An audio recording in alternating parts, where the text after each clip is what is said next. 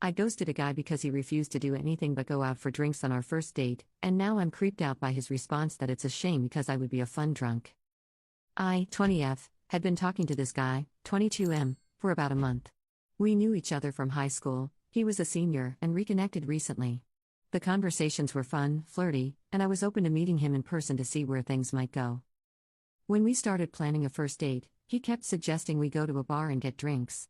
I personally don't feel super comfortable drinking with someone I haven't met properly yet, especially on a first date.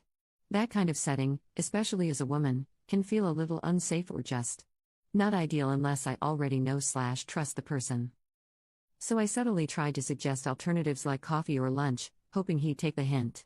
But every time, he pushed for drinks again. It wasn't aggressive or anything, but it felt dismissive of my comfort.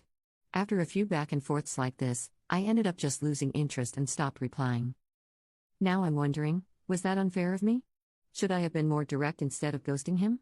Or was I right to just dip if I wasn't feeling respected or unsure? I made up an excuse as to why I could not meet him, family commitment, when he just wouldn't budge on the drinks idea. Commenter: You should have said I'm not comfortable going for drinks yet, but I'd love to grab coffee sometime. Be more direct. Commenter 2: You made the right call. The guy ignored your discomfort and kept pushing you to get drinks. Why is he fixated on getting you tipsy? I would have ghosted him too because his intentions feel sketchy and because he knew that you didn't want to get drinks, yet he kept trying to steamroll you to get his own way. Maybe he's a drunk and maybe he's a perv. Either way, he's not a good choice. Well done, you. Update. Hi again. I didn't expect my original post to get so much attention. This is my first time making an update post, but thank you to everyone who shared their perspectives, especially those who took the time to understand the cultural and safety context of dating in India. So I thought I'd give a small update since a lot of you suggested being direct rather than ghosting, just to see how he reacts and confirm my instincts. To clarify, I had actually cancelled our earlier plan by giving the excuse of family commitments because I was already feeling weird about the drinks thing, not just straight up stop replying like some comments thought.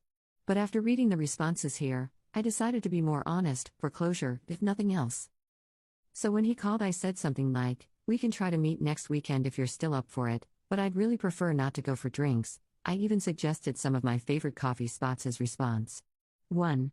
He said he usually goes to the gym or works during the day, so was hoping to meet a little later. Which? Fine, that's understandable since he does freelance work. 2. But then he followed it up with, "But I bet you'd be very fun drunk." Yeah. That creeped me out more than I expected. Not only did it dismiss what I just said again, it also gave off the exact vibe I was trying to avoid, like the main appeal of the date was how I behave after drinking. I ended up giving vague answers to his follow-ups and haven't taken the conversation further.